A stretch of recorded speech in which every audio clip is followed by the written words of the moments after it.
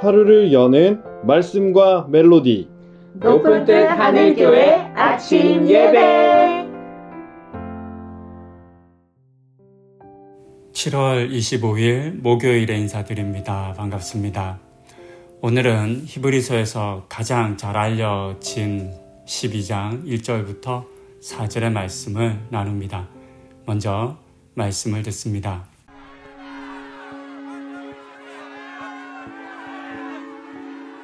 이러므로 우리에게 구름같이 둘러싼 허다한 증인들이 있으니 모든 무거운 것과 얽매이기 쉬운 죄를 벗어버리고 인내로써 우리 앞에 당한 경주를 하며 믿음의 주요 또 온전하게 하시는 이인 예수를 바라보자.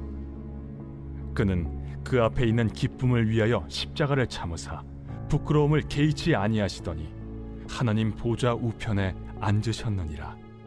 너희가 피곤하여 낙심하지 않기 위하여 죄인들이 이같이 자기에게 거역한 일을 참으신 일을 생각하라.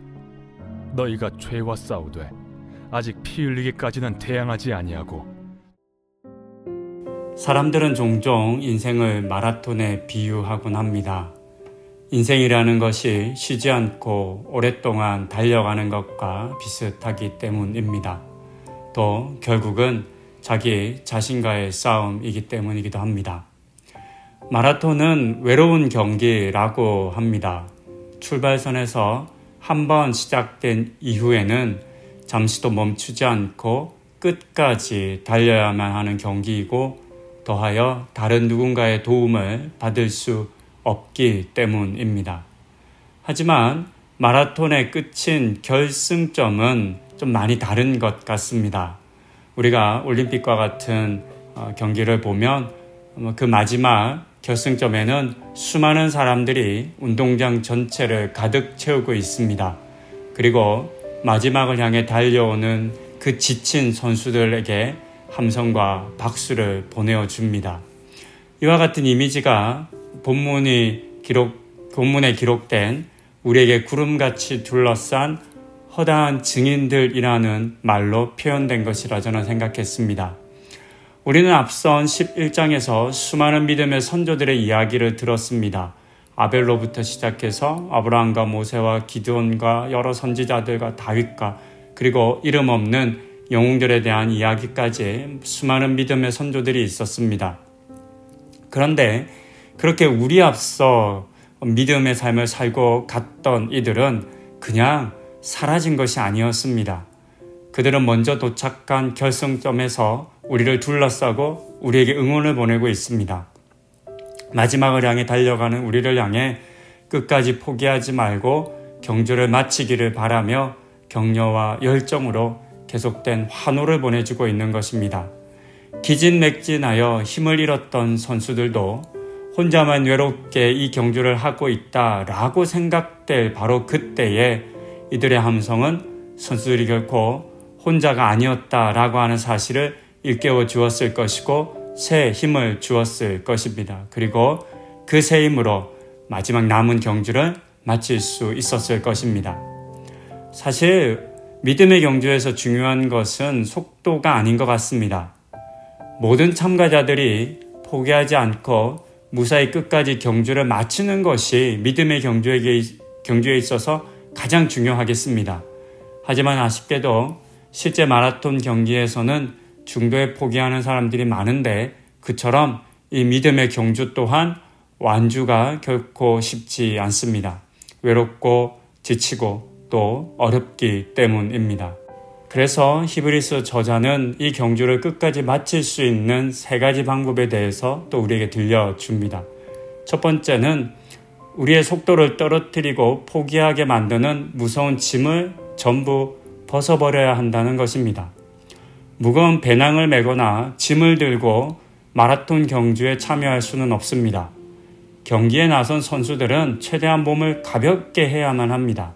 아주 작은 짐이라 할지라도 나중에는 천근만근처럼 여겨지게 될 것이기 때문입니다.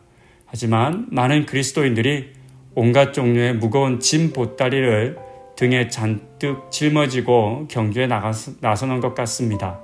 이런저런 염려와 걱정들, 세상에 대한 욕심들, 불평과 원망들, 그리고 은밀한 죄의 유혹 등이 우리가 메고 달리는 짐이라 할 수 있을 것 같습니다. 얽매이기 쉬운이라고 번역된 단어는 방해하다 또는 제한된다 라고 하는 의미를 가진 단어입니다. 믿음의 경주를 하는 우리의 길을 방해하거나 제한한다는 것을 의미합니다. 이런 것들을 버리지 않고서는 끝까지 완수할 수 없습니다. 그래서 무엇보다 잔뜩 짊어지고 있는 무거운 것들, 방해하는 것들을 벗어버려야 한다라고 알려준 것입니다. 두 번째는 인내입니다. 믿음의 경주는 100m 달리기와는 많이 다릅니다. 많은 시간과 노력이 들어가고 무엇보다 빨리 결과를 낼 수 없습니다. 미숙한 사람은 마라톤 경주 초반에 있는 힘을 다해 달리다가 금방 지쳐버리고 더 이상 달릴 수 없게 되기도 합니다. 긴 경주를 위해서는 오래 달려야만 한다는 것을 알고 적절하게 힘을 배분해야 합니다. 무엇보다 결승점이 당장 눈앞에 보이지 않는다고 해서 조급해하거나 포기해서는 안 됩니다. 결국 끝까지 달려가면 언젠가는 만나게 될 그 결승점이 보일 때까지 인내하며 경주를 마칠 수 있어야 합니다. 마지막 세 번째는 우리의 눈을 나를 이끌고 기다리시는 예수님에게 고정해야 한다는 것입니다.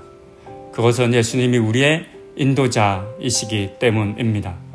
예수님께서는 친히 우리보다 앞서 이 경주를 달리셨습니다.